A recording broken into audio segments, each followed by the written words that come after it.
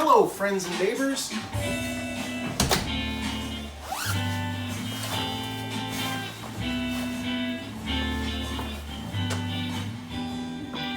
Welcome to the neighborhood where people choose to smile.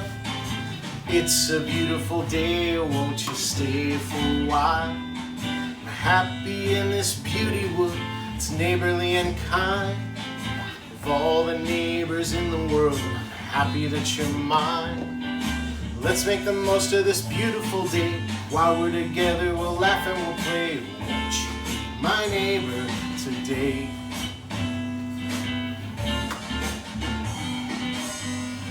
Hello, friends and neighbors. Welcome to my neighborhood. It is a beautiful day. Thank you so much for choosing to spend some time with me today. We have a lot to talk about, but before we get there, let's say hi to Tommy the turtle. Hello, Tommy. He looks pretty hungry. Boop, boop, boop, boop. Okay, today we are going to talk about music, and we're going to talk about history, and we're going to talk about things that we are thankful for, and I have a very special guest to introduce you to a little while later. But I think we'll start with things that we're thankful for. I've been making a list of some things that I'm thankful for, and I'd like to show that to you.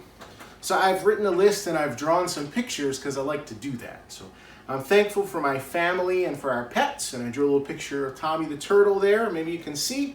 And I'm thankful for music. I love to sing, love to play music, I love to listen to music, and there's some music notes. I'm thankful for the sunshine. I love when the sun is shining and it's a sunny day outside, and a little smiley sunshine there. Maybe you could make a list of things you're thankful for too. Thankful for the water in Tommy's tank, and water to drink, and water in the lake down the street where we get to kayak, and swimming pools. And I'm thankful for pizza. I don't know about you, but I love pizza. I'm thankful for our church and the people we get to see there. I'm thankful for my bike. Maybe you remember back in episode 3 when we made paper boats, I rode my bike to the park. And so I have a little picture of my bike there, and you know, this certainly isn't everything that I'm thankful for. But the last thing on my list here, not the last but not least, of course, I'm thankful for you guys, for my friends and my neighbors. Now we're going to go all the way back up here to the second thing on my list, and we're going to start by talking about music. What I'd like to do is talk about the history of recorded music. It's very easy to listen to music today. All we really have to do, we can stream things. So what that means is that we can listen to music from the internet. We don't have to have the music in our house. I have a device like this. You could use your computer, maybe you could use your phone.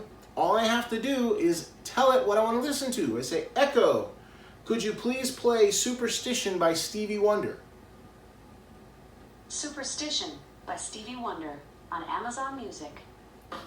And just like that, I can listen to Superstition by Stevie Wonder. I can stream music. It's pretty amazing. Can you hear that? Pretty cool bass line right there. Maybe you have a device like this in your house that lets you stream music. Echo, pause music. Pause the music. And then the music stops. Now, before we could stream, we had things called MP3s. And they're still around, and maybe you or your parents had an MP3 player like this, and it would store music files, and so you'd plug your headphones in here and you could listen to the songs, and you could store hundreds of songs in here. And before MP3s, we used CDs or compact discs, and they look like this. I think I left it in my player here. They look like this. This is a CD. It would live in this case, and maybe you have a CD player in your car. Maybe you have a CD player in your house like I do.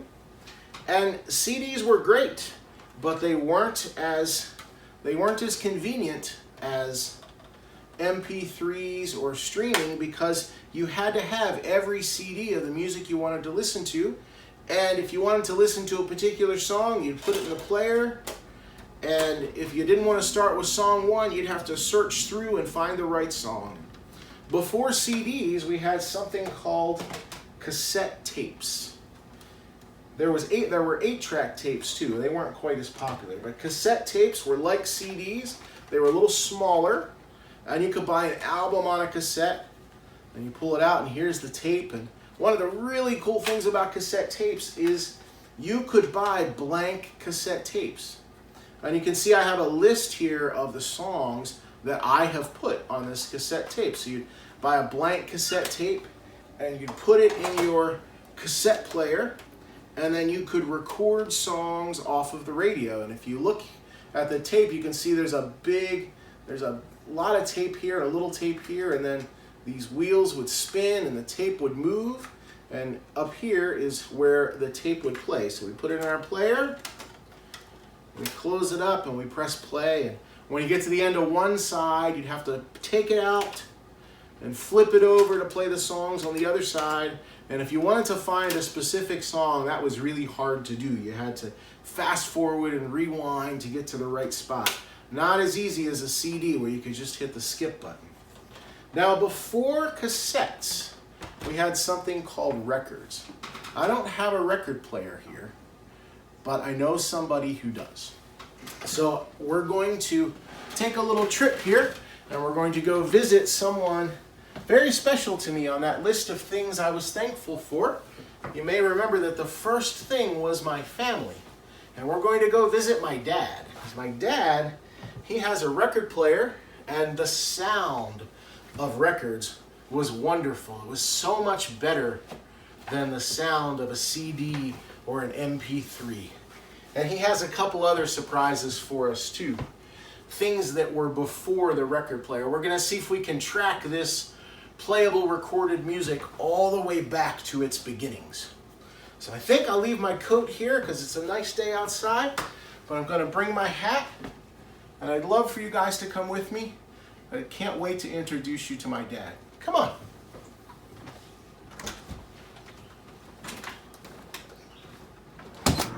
Hi friends and neighbors, here we are at my mom and dad's house. I can't wait for you to meet them. Let's see if they're here.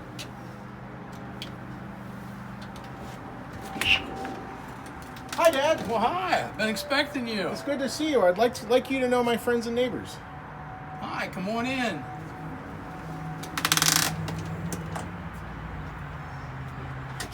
So, Dad, today we're talking about the history of recorded music and how right now we have streaming services where we just listen to music online or on online platforms, and we can also download MP3 files to our computers or our phones, take it with us. Before that, it was compact disc, the CD, and then prior to that was the cassette tape and the 8-track tape, and I know before that was records. And I see you have a record player here. Could you tell us about it, please? Oh, yeah, I'd be glad to.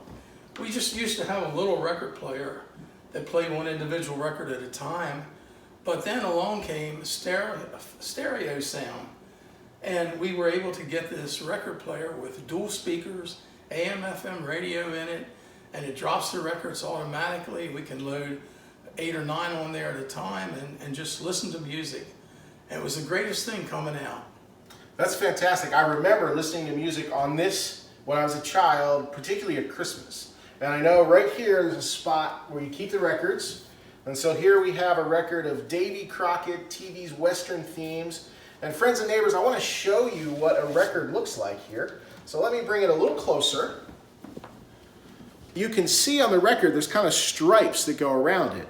And if you didn't want to start with the first song, you'd have to get the needle on the record player in that groove, right in that right spot to start the second song or the third song or the fourth song. And then the grooves go sort of in a spiral pattern, so it very slowly, the needle very slowly works its way towards the center and plays through the songs. Dad, can we put this on and see what it sounds like? Sure, why don't we? Okay, we're going to listen to Davy Crockett, TV's Western themes. The record drops. The needle's slowly going to go over. It's not a fast process. Here we go. Davy Crockett, the king of the wild frontier. Listen to that stereo Born sound. on a It's mountain top fantastic. Tennessee. Green estate in the land of the free. Dad, thanks so much for showing us your stereo system with a record player. Very cool. So those would have been in American households in the 50s and 60s, but before that, even back to the early 1900s, you would have had things like this. This is called a disc gramophone, and this particular model is a Columbia Graphanola. I can't help but notice, Dad, that it doesn't plug into the wall. So how does it work? Well, no electric. You have a crank here and you have to really wind it up and get that spring good and tight.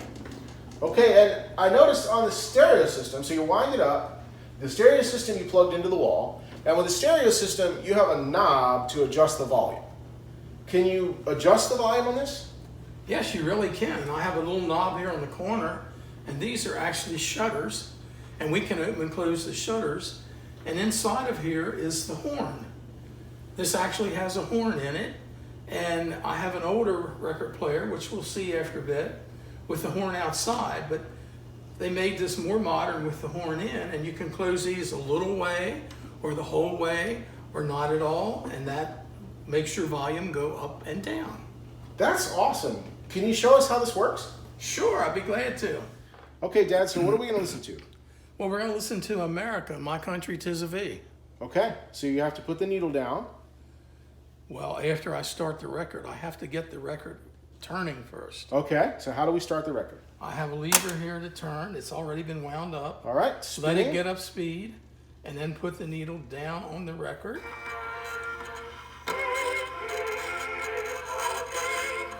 Now we can open this, make it a little louder. That is really cool. Then we get quieter and louder. That's fantastic. Thank you so much. You're welcome. Okay, friends and neighbors, here we are at the very beginnings of recorded playable sound. This is an Edison cylinder phonograph created by Thomas Edison himself in 1877. This particular one was created sometime in the early 1900s. Now, Dad, can you tell us why is it called a cylinder phonograph? Well, it's called a cylinder phonograph because when that music was recorded, it was recorded on a wax cylinder that looks like this. Like the one you showed, that they're very fragile, they can break. Would you like me to play it? I would love for you to play it, but before we do, I just want to show my friends and neighbors up close what these records look like. And this is one, he said they were very fragile. This particular one has been dropped, and you can see that it's very easy for them to break. And if you look closely, you can see the grooves in the wax on the cylinder. That's what the needle rides on and where the music is recorded. Now, Dad, I noticed that this one doesn't plug into the wall either. And I assume since it's older than your Graphanola, that you probably had to wind this one up as well? Yes, I have this wound up really tight, ready to play. Okay, and there's no shutters on the front for volume control, but I see you have a couple of horns back here. So am I correct that this little horn would be our low volume, and this giant horn back here would be loud? That's correct. So where would you use the little horn? Well, you'd use the little horn if you were just in a small family setting, or if you were going on a picnic. People actually took these with them on picnics, and the little horn was easy to take along. It's a little different than bringing your phone to play some music or a CD player. That looks pretty heavy. And then would you use the big horn outside? Yes, or if you had a large crowd. Okay. For a dance or something. Well, yes, please show us how this works. Well, it has a little gate you have to open here. You unlock the gate, open the gate, and we slide this cylinder on. And you make sure that it gets snug, but not too big. It's too snug that it will break. You lock the gate. This is the actual needle that will play on the record. And when that comes down, I put the horn on. We'll use the little one to start with. We turn it on, let it get up speed. And then you let the needle come down on the record. And we're going to be listening to Down on the Brandywine by Colin Van Horn. Here we go.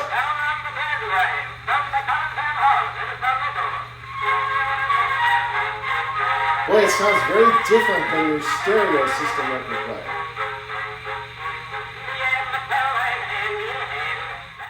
Okay, here we have the big horn. Let's see what this one sounds like. It's definitely louder.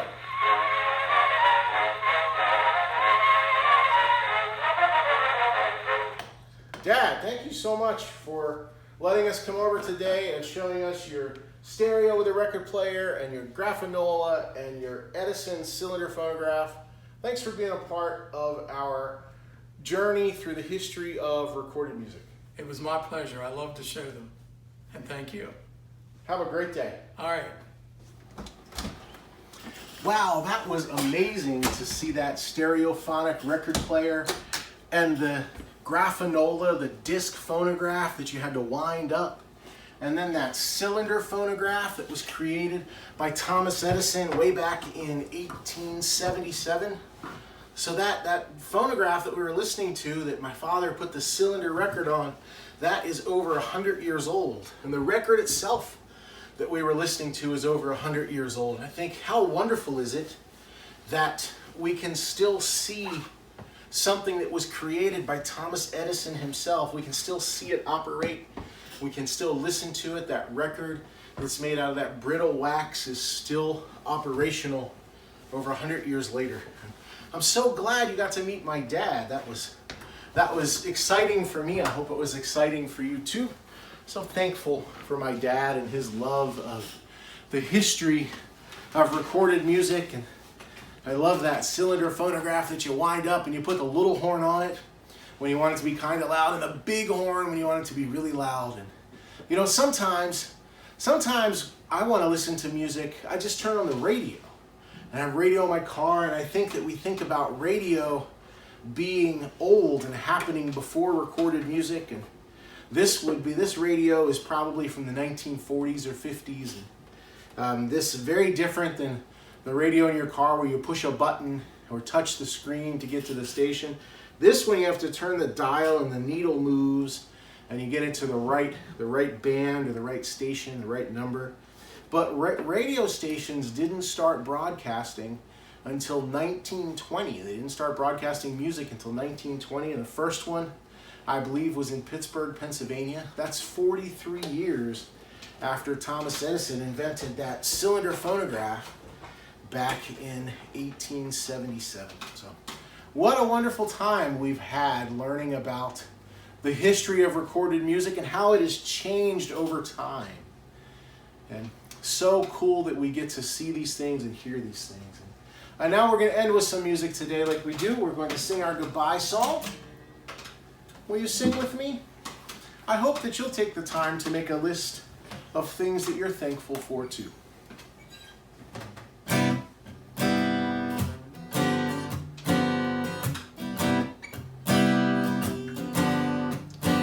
Goodbye for now. Take care, my friends. Goodbye for now. I'll see you again. Let's all be good listeners. Let's lend a helping hand. Let's make the world better together.